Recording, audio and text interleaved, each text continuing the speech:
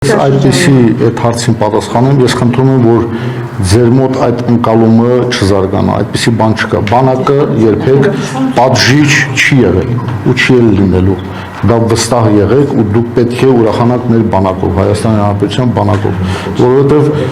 բանակը ինքնըստինքյան ուրախանում է իր հասարակությամբ, իր ժողովրդով, որովհետև բանակն էլ մեր բոլորի զավակներն են։ Բայց ինչու եք թույլ տալիս իշխանական ես ձեզ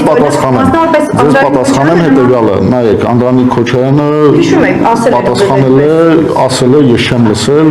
դուք եք լսել, իսկ ես իմ ասույթը ասեմ, իմ խոսույթը ասեմ։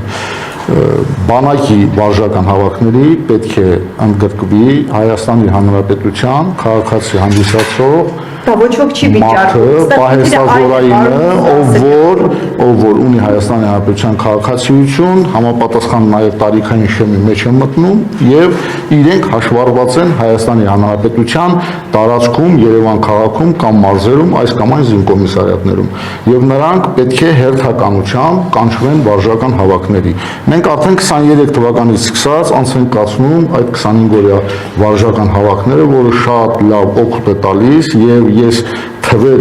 չբարձրաձայնեմ չասեմ, բայց արդեն մեծ քանակությամբ տասնյակ, մի քանի եւ ավելի տասնյակ հազարավոր Հայաստանի Հանրապետության քաղաքացիներ ընդգրկվել են վարժական հավաքների, կատարել են իրենց պարտքը Հայաստանի Հանրապետության նկատմամբ։ Մի րոպե, Ռուսաստանի դաշնությունից կամ մյուս պետություններից կապ չունի եկած քաղաքացի, ով որ ինքը Հայաստանի Հանրապետության քաղաքացի է եւ ինքը գտնում է, որ ինքը միայն Հայաստանի Հանրապետություն պետք է գա մեկ միջոցառման մասնակցելու համար, մեկ օրվա ընթացքում եւ թողնել գնալ, ես գտնում եմ, որ ինքը Հայաստանի Հանրապետության քաղաքացի չէ։ Ինքը ճիշտ չի անում, այդ անձը ճիշտ չի անում։ Իսկ եթե ինքը ներկայանում է Հայաստանի Հանրապետություն, մենք ունենք համապատասխան համակարգ, չէ՞ հանրապետությունը, որ հաշվառվում է այս կամ այն անձը մտավ Հայաստանի Հանրապետության տարածք։ Եվ զինկոմիսարիատը իրավունք ունի, հաշվի առնելով, որ նրանք հաշվառված են եւ իրավունք ունի նաեւ նրանց ուղարկի համապատասխան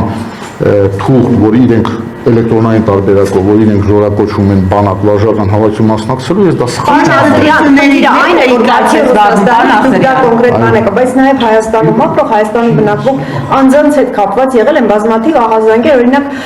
ակտիվիստ Արտուր Չախոյանը, որը եւս միտում էր տեսնում, որ ընտրական process-ում իրենց անոցնիկվեց եւ այդպիսի բազմաթիվ օրինակներ, բայց այս ամեն ինչը գալիս է նրանից, այսինքն այս մարդիկ պնդում են, որ դա արվում է որպես պատժիչ գործիք, որովհետեւ պարոն Քոչարյան ուղիղ ասում էր, որ այս մարդկանց տանենք հավաքների, եթե այսպիսի ուժեղ են գնան, այսինքն այդ ընկալումը գալիս է իշխանությունների, ինչ է արվում, որ այսպես չլինի։ Ձեր ասած անձը ինչու ինքը չի ասում, որ ինքն էլ պարտականություն ունի Հայաստանի Հանրապետության հանդեպ, որ ինքն էլ պիտի ընդգրկվի վարժական հավաքների եւ ինքը գա ներկայանա զինկոմիսարիատ, ասի ինձ տարեք վարժական հավաքների։ Ինչու են այդ պահին քնից արթնանում, երբ որ ինքը իրեն ասում են, որ դու պիտի մնաս վարժական։ Ոնց խնդիրը այդտեղ դիմախոսների հանդեպ է դա կիրառում, որովհետեւ մենք չենք տեսնում այլ քաղաքացիների։ Ասեմ ձեզ, որ դա ճիշտ չեք ասում։ Բոլորի հանդեպ է կատարվում, բոլորի։ Նայեք, ես ապրում եմ Նոր-Նորքի Զանգվածի 6-րդ մասիվի 4-րդ շենք 31 բնակարանում։ Այդ մեր շենքում էլ կան պահեստազորայիններ, ովքեր պետք է ընդգրկվեն վարժական հավաքների։ Եվ նրանք ստանալով համապատասխան այդ պավեստկան, մեկ-մեկ փորձում են մոտեցում իրականացնել գլխավոր շտաբետին, ասել, բա մենք չգնանք վարժական հավաքի, մենք չկատարենք։ Ես էլ պատասխանում եմ այն, ինչ որ ճիշտ է, որ ժողովուրդ բոլորն էլ հերթականությամբ պահեստազորում հաշվառված պետք է գնան վարժական հավաքների։ Որ դիմադիրների նկատմամբ ընտրողական մոտեցում չկա, պարոն Ասրյան։ Ոչ, Հայաստանի Հանրապետությունում վարժական հավաքները պարտադիր է այն բոլոր քաղաքացիների համար, ովքեր ընտրությունների նախօրյակի մի բան ինձ մի հիշեցրեք, որ ես կարող եմ